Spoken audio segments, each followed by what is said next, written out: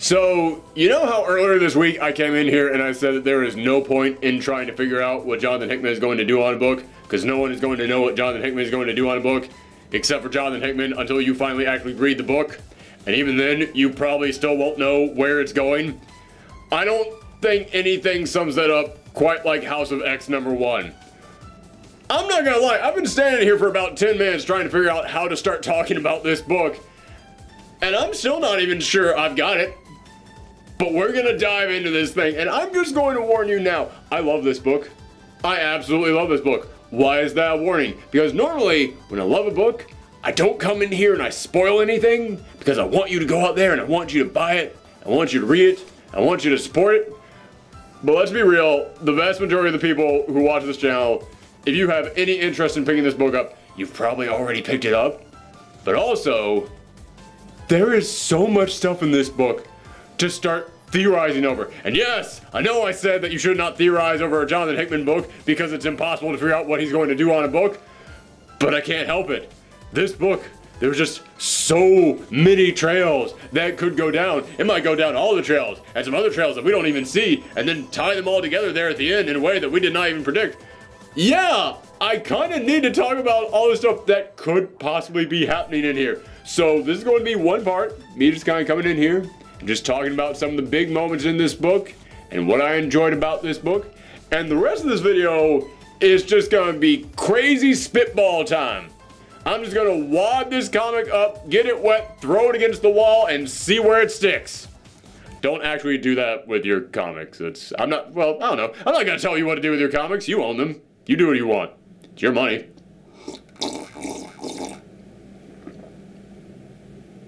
I still don't want to start talking about this book because I still don't think I have all my thoughts in order yet. But okay, let's go ahead. Let's get into this thing. I can't just keep stalling and drinking this water forever. Can I? Is that an option? Nope. Finite amount.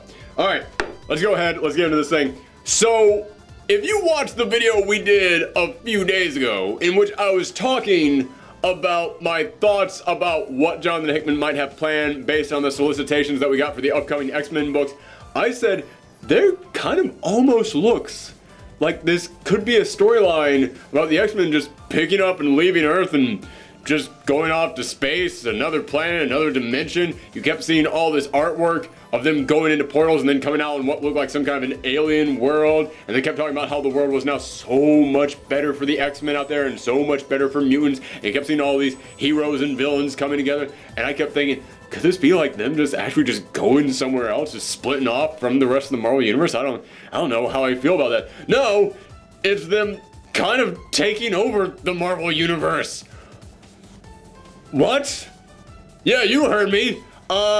What is happening here is that this thing starts off with like a 6-month time skip, in which it shows that over the course of 6 months, the X-Men have been taking little flowers and little seeds from Krakoa, the big living mutant that is basically its own ecosystem, and taking them all across the planet and putting them in various different locations. They've got one like the Savage Land, they've got one in Australia, they've got one in Jerusalem, they've got one on the moon, they've got one on Mars. They're putting them everywhere they possibly can.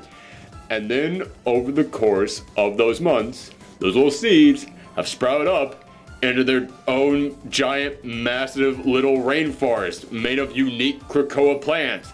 And Krakoa is able to teleport people in between each of these locations. However, there is also now a Krakoa main island that we don't even really see in this issue. We see it for like a split second in here, but we don't even really know what's going on that island. We do get a map of it, and we do know there is a spot on there called the House of X. There's also a spot on there called the House of M. And there's a bunch of other very ominous, vague terms. Like there's an arena in there. Why is there an arena? Why do you have that? What are you doing on this island? I don't know what's up with that. And basically, what the X-Men have done is they did what Jean Grey had the idea to do in X-Men Red, where she was going to now take all mutants and give them their own nation. Just give them their own nation, make it completely independent, and make them be recognized across all the other nations out there. Basically, Charles Xavier just stopped asking for permission. That seems to be the entire plot of this, is that Charles Xavier just stopped giving a crap. Charles Xavier was like, listen, I tried to get along with you guys. But you know what? Screw it. So he has now created his own location, but why would that make all the humans get along with him? Maybe because of what that nation exports. Because that nation exports 3 very specific drugs that are created by Krakoa. There's 3 drugs. One extends human life by 5 years. Another one cures all mental illnesses. And the third one is just a super antibiotic for humans. And I gotta say, a lot of the stuff that is going to happen in this issue is going to sound very confusing, but they would always come in here with these big text pages because it's Jonathan Hickman, and if you've read any of his stuff outside of, like, say, the Avengers, yeah, he really loves to come in here and just go, yes, here's just a massive wall of information. If you've ever read any of the stuff that he's done for Image, he loves to do that. He also loves graphic design. Graphic design is his passion because anytime that he can come in here and go, what is a really weird way to just lay out all this massive text? How can I do this in the most fascinating way possible? He's gonna find that way. In fact, they even come in here and they invent a mutant language in here. They invent a language just for mutants, and only mutants can understand it because the moment that a mutant goes through one of the portals in Krakoa to go to the main Krakoa island, Krakoa just telepathically gives them all the information they need to know to understand this new language, so it's just secret code that humans will never understand. That's just the first of the weird things that he does to kind of separate mutants from humans in here. But basically, they now have these 3 super drugs, and all the humans kind of want them. So the X-Men are just holding on to these like, alright, well, we tried to coexist with you guys by saying, hey, we're just like you, and you never want any part of that. So now if you want to cure all your diseases, you gotta give us what we want. And man, it's so weird. And I'm gonna say that a lot. I've probably already said it like 5 times in this video alone. I'm gonna say it at least 12 more times.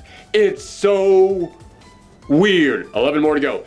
Yeah, basically, he's taking the X-Men, and instead of them being there to help protect these people that hate and fear them, they're just like, you better stop all that hating and fearing crap. You better treat us like we're equals. Otherwise, you're not getting what you want. And we're now just moving off to our own location. And part of me wants to look at that and go, you know what, the X-Men, you've been through so much crap. You earned this. You have suffered so much at the hands of humans. You've worked your butt off to earn the trust of humans, never worked out. You know what? This is your time. You take that. You take your advantages and you run with them. You do what you gotta do. But then you kind of see the extent of where they're going with this. You kind of see how far they're taking this, and this leads me into crazy theory number 1. It's very clear that they are trying to set up the X-Men to kind of be going down a darker path. And as I was reading this book, when I got to that point in which it was showing that they were giving the humans all these drugs in order to make the humans love them, and that way mutants were now being elevated up to this new higher standing in the world, I kept looking at that, and I kind of felt bad because I thought, okay, well, the X-Men are finally gonna get some hope. They're finally gonna get some time in the spotlight. Everything's kind of gonna work out for the mutants for a little bit. And it kind of made me feel bad because it made me realize, oh, yeah, you can only really elevate them so high before they get knocked right back down. And I know how this is gonna work. Jonathan Hickman, he's got a whole big plan about this, and it's all gonna end with the X-Men kind of coming crashing back down. Oh, I don't want to see that. But towards the end of this issue, when I saw where they were taking this, I went, oh no, he's going another direction with this. This is not the story of the X-Men rising and then falling again. No, this is the story of the Brotherhood rising. And I don't even know what's going on with the X-Men, because all the mutant enemies are now just part of the X-Men. They're all working side by side with them, but it's not because they all cleaned up their act. It's just because, hey, all the mutants are all working together now. And there comes a moment in here in which you see Mystique and Sabretooth and Toad, and they're breaking into damage control. And again, I gotta come back around to this. Jonathan Hickman, he does a lot of crazy stuff, But this book works better for me than any other crazy thing that Jonathan Hickman has ever written. And it's because typically when Jonathan Hickman writes something crazy, he comes in here and he will take his time explain it. He will take forever to set up some really small little detail, or he'll come in here with some big crazy idea that doesn't make any sense at all until you get to like issue 25 or something, and then you go, oh, that's what the hell they've been talking about this entire time. Oh, well now it makes sense if I go back and reread the entire thing. This one, you understand everything that's happening. At least you understand everything he wants you to understand that's happening in here. And the reason why that's able to work is because he does come in here and he does just have those massive walls of text, but it feels like you're just reading a dossier. You're reading information on these events that happened, which makes it almost feel even more ominous.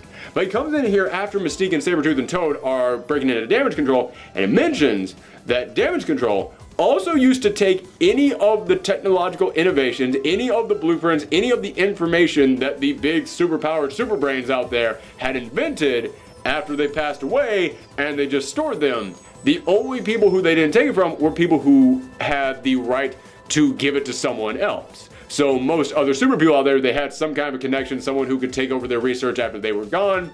And Tony Stark always had so that Reed Richards would take his stuff if he was gone. And Reed Richards always had so that Tony Stark would take his stuff if he was gone.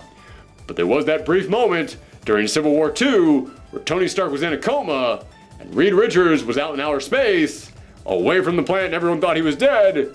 So no one was there to take either of their things at that time. So damage control came in here, took their information up. And you might be thinking, oh shoot, that's a really big storyline. That's really all they cover about that.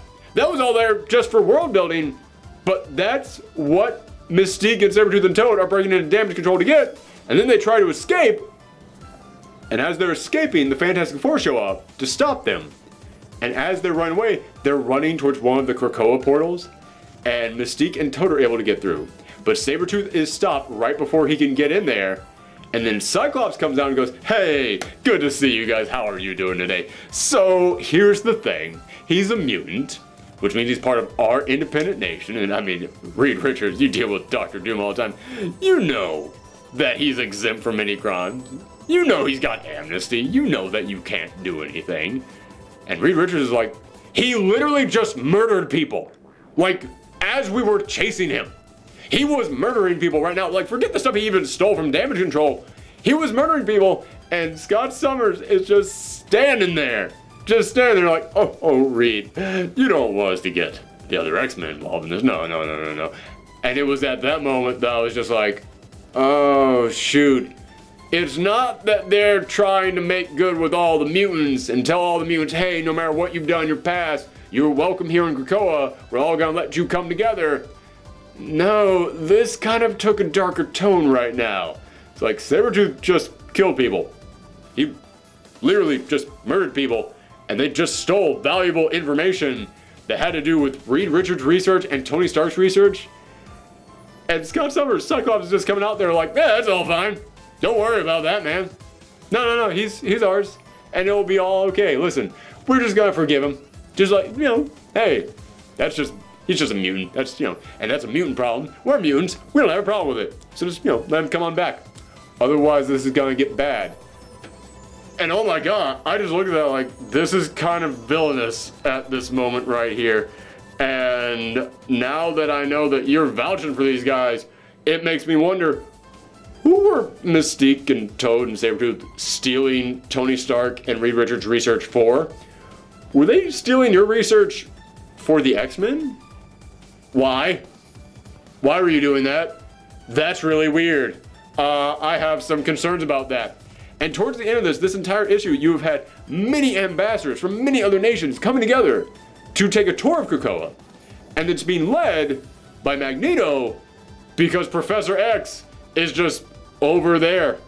You see Professor X all throughout this issue. But they never really have him take center stage. He never really says anything, even though he's leading all this. No. Magneto is the one who is giving all the explanations on everything. And at the end of this, it's revealed that Magneto, he's been talking to all these ambassadors, but he's also had psychics basically just probing their mind. And at the end of this, Magneto just comes in here and goes, listen, I've seen what you humans do. I don't want any part of you. You're not wolves hiding among sheep. No, no, no, no, no. You're all wolves. And I don't trust any of you. And I want you to know his exact words. You have new gods now. And he basically goes on this big, long monologue about how your time is over with now. And there's someone there who goes, you know what you sound like, right? And Magneto just goes, I do. And it feels very good to finally say it. He basically says to Magneto, you know you sound like a supervillain right now, right? And Magneto just turns to him and goes, oh, I know.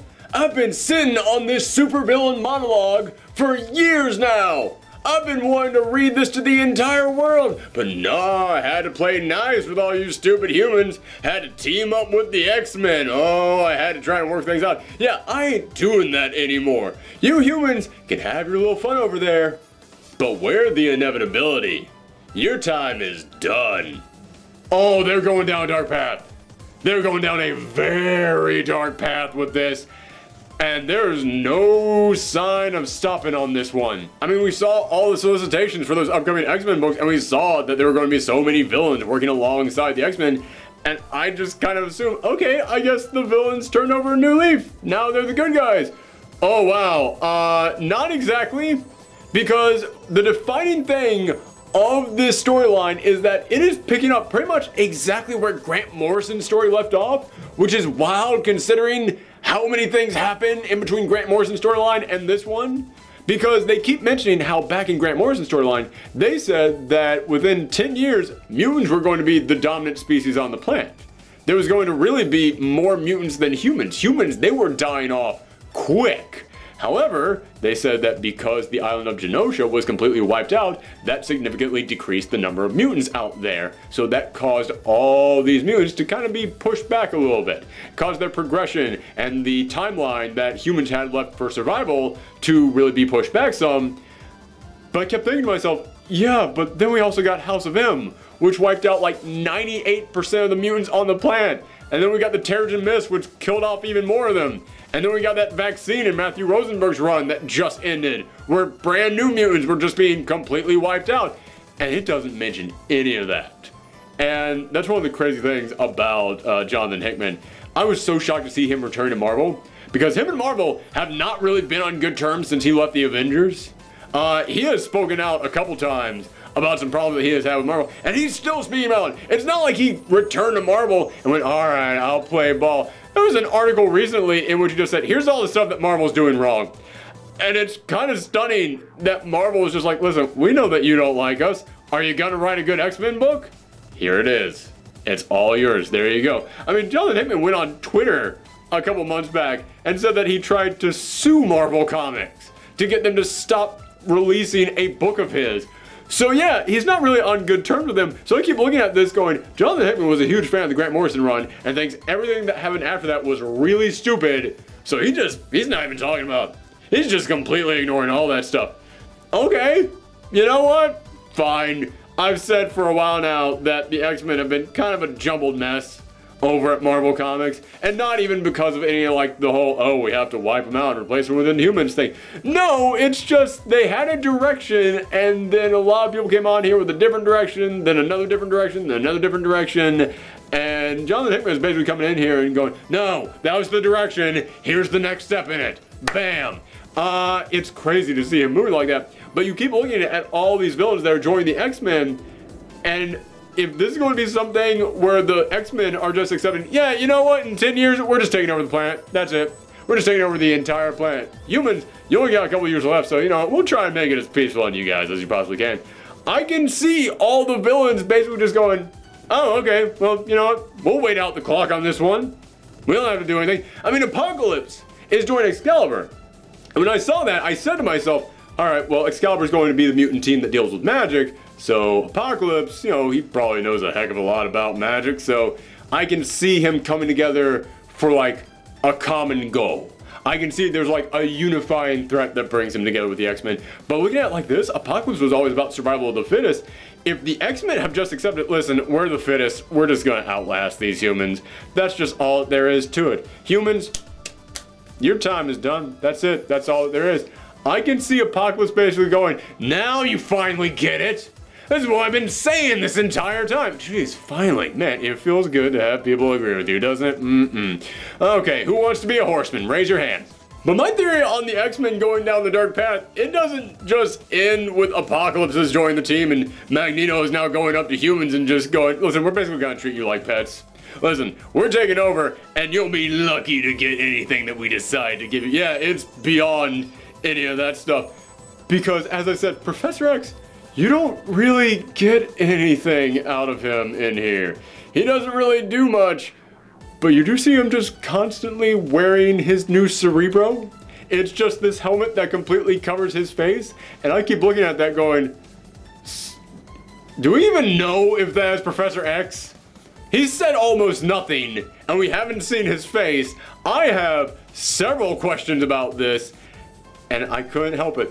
I kept looking at how he looked in that just complete black bodysuit and that helmet covering his face. I went, he looks like the Maker. He looks like the evil alternate reality Reed Richards that Jonathan Hickman really, he didn't invent him, but he's the one who really made him a big deal. He's the one who took that football and just ran with it. The Maker is basically a production of Jonathan Hickman's imagination. And I kept looking at him going, okay, design-wise, they're almost 100% the same. So I wouldn't be shocked if this in some way ends up leading back to the Maker. Now, in all fairness, Jonathan Hickman is also a guy who, when he has an aesthetic that he likes, he sticks with it. For example, he also just really loves big crazy plants sprouting out of the plant and birthing humans out of it. That's something he's done multiple times. And indeed he does it in here, which brings me to another question I have. The way that this book begins is with Professor X, again, really looking like the Maker, going up to one of the Krakoa plants, and out of its shells, out of its little seed pods, just come a Jean Grey and a Cyclops. They just come out of this thing, just completely naked, just ooze on out of it, and he just goes, to me, my X-Men. And this means one of two things. Either Jean Grey and Cyclops needed to take a bath inside Krakoa for some reason, or that is not Jean Grey and Scott Summers. That's not Jean Grey and Cyclops. And considering that Jean Grey has now gone back to being Marvel Girl, and several other X-Men have now gone back to their old classic looks that we have seen in those upcoming solicitations, and also Cyclops, a guy who, he's been depicted in several ways, but when he gets depicted in this issue, is when he pops up in front of the Fantastic Four, and he just goes up to them, and just goes, hey, listen guys, we know that Sabretooth just murdered a bunch of people, and they just stole some of your research, Reed Richards. Don't mess with us. We have reasons. Hand them back over right now. You ain't gonna win this fight. Just his personality, it doesn't feel like Scott Summers. It feels kind of Stepford Wives-ish. It feels kind of Pod People-ish. It does kind of feel like, oh my goodness, that ain't Scott Summers. I mean, there's a moment in here in which Wolverine is seen for just a split, brief second, but he's laughing and playing with children. And I was like, okay, well, Wolverine has always had good relationships with children. He is, you know, the X-Men's perfect babysitter. But just that shot of him just like, oh, I'm just so happy. It's been a while since I've seen Wolverine like that. And this is a question that I had with the 6 X-Men books that were announced to be coming out of House of X and Power of X. No Wolverine? I mean, Wolverine just came back from the dead. And he hasn't gotten a book yet. And I looked at that like, well, maybe they're planning something. It's weird that you bring him back from the dead, but you have yet to give him a new ongoing series. That's very odd. It's very odd that you haven't done that yet. I don't know why you wouldn't just go ahead and start doing that. Oh, okay, so you're gonna relaunch all the X-Men. Okay, so he's gonna get a book as soon as you relaunch all the X-Men. No new Wolverine book. That's odd. But now that I see Wolverine just sitting there laughing, and I see a Jean Grey and a Cyclops coming out of a pod and not really acting like themselves, I'm looking at them like that guy on the side of the road in Pet Sematary. Just like, no. That thing right there that just came out of that pod, that ain't your Wolverine. No. Sometimes dead is better. Sometimes you really should have just kept Laura Kinney as Wolverine. Nah, that ain't your Wolverine over there. Yeah, this is freaky. This is like getting that little hairs raising on the back of your neck kind of freaky. Ooh, man. It really kind of feels like that's not Scott Summers, and that's not Jean Grey, and that ain't Wolverine. Where are they? Are they inside the big plant? Why did you make duplicates of them come out of the big plant? Or if they're not duplicates, why were they inside the giant plant? Why did you have to put them in the giant plant? Did you do something to their minds, to their personalities while they were inside the giant plant? Again, it feels very Pod People-ish. It really does kind of feel like these giant Krakoa plants have sprung up. Now Professor X is looking very different, and the X-Men are acting very different.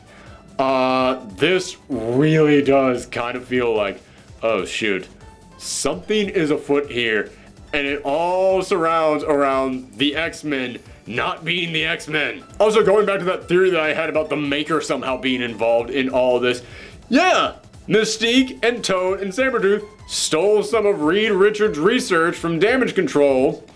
Why would Professor X need Reed Richards' research? Reed Richards' evil alternate reality self might need some Reed Richards research. He might want to go, okay, what's my Earth 616 version been up to? What's all this stuff that you've been looking into? Maybe I can just, you know, learn a thing or two from my better looking self. Yeah, let's see what's going on with that. Yeah, it really does make me think, okay, it's just lining up way too well. And I'm not saying that Professor X isn't really Professor X and actually is the Maker in there. But it is odd that Professor X is not taking off the helmet that connects directly to his psychic powers. He's just wearing that at all times. And the Maker also has a helmet that helps him with his own giant brain deal. I wouldn't be shocked if, I don't know, Professor X might be getting mind controlled in one way or another. But here's the other theory about this. I said, okay, maybe Professor X is being mind controlled to be evil, and he's taken all the X-Men away, and now they're just being replicated by Krakoa, or they're being mind controlled by Krakoa. Something is going on here. You know, maybe the villains have taken over on this one. But there's another theory to this. Maybe the X-Men are just done. Maybe the X-Men have just said, we have tried this whole protecting you people who hate us thing for far too long. Screw that noise. We are just done with this. And we're just going to come in here and say, you know what, if Magneto's got a point, Magneto's got a point. We don't care if he's talking about genocide and wiping out all you humans. Listen, we've tried things Professor X's way. Maybe we're going to try it his way. I don't want that to be what happens. I don't really agree with that direction, but man, it would make for an interesting story. And for anybody out there who wants to come in here and go, well, I don't want an X-Men book that does that. I'm a huge Avengers fan, and I have spent years having people tell me that Jonathan Hickman's Avengers was the best version of the Avengers that has ever been written. And I'm just sitting over here like, they literally spent the last half of that book just Captain America and Tony Stark fighting each other while the world was destroyed and they didn't give a crap about it. That's not... Yeah, it was an awesome story, but it's not what I want from the Avengers. So I guess what I'm trying to say is... Ah! Now you know how it feels! Jonathan Hickman does not want to tell stories about superheroes. He doesn't want to tell stories about people in capes coming in here to save the day. Jonathan Hickman wants to tell interesting stories. Again, going back to his Avengers run, that was not really a story about Earth's mightiest heroes coming together to stop something that no one else could prevent. About them coming together to face an evil that no one hero could stop on their own. No, it was a story about how Tony Stark and Captain America hated each other so much that even when the world was being destroyed around them, they were going to get into a fist fight if it was the last thing that they did. That's an interesting story. That is a character dynamic that when you stretch that out over 50 some odd issues, oh my god, that is a roller coaster to go on. But it's not a story about superheroes. But you know what was? An interesting freaking story. And I look at this and I go, okay, he may actually just turn the X-Men evil. He may just be like, you know what? Yeah, the X-Men don't give a crap about the humans. Humans are done for. Screw them. Listen, they tried. They had a good run. Time for the mutants now. And that's interesting. That is a really, really fascinating story that you could tell with that. It's going to be really interesting to see what he does with this story, because again, I just described his Avengers run about how it wasn't so much about heroes, it was about the really messed up dynamics of this team and how just bitterness and hate just drove them to this point and pushed them over the edge. That's the story he wrote about Captain America and Iron Man when he liked working at Marvel. Now, he just openly crap talks Marvel all the time. He just openly goes, this is what Marvel is doing wrong. I don't even want to work here. I want to work over at DC right now. But I got this X-Men story, it's in my head, and I gotta get it out of my head. So we're gonna do that. And he's writing stories about characters like Magneto at this point. Who even knows where he could take this thing? And that is exactly what has me so excited about this book. Did you listen to all my crazy ramblings? Did you listen to all the weird theories I had about this book? If so, I apologize, because you all have way better things you could be doing with your time. But that is more theorizing and more rambling and more excitement and more intrigue than I get from most entire series, and I got from one freaking issue. I wasn't even gonna do this episode today.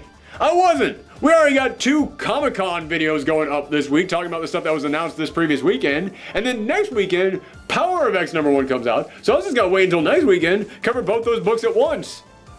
But God, this book, it's so good. It sets up so many insane possibilities, but still lays the groundwork for it all. Still comes in here and does the work to make it all make sense. But it doesn't give you anything that you need to fully understand where this is going, but it's not confusing. That's an amazing combination of elements to all go into a book that just makes me want to talk about it. So yeah, I had to come in here, I had to talk about it, and I got news for you. I can't promise you anything. Power of X #1 could come out next week, and it could absolutely just be a, what the heck is this? Okay, now we're back to those first couple issues of his Avengers run where nothing makes sense at all, so I got nothing to say. But if it's as good as this was, I'll come in here and talk about Power of X #1 as well.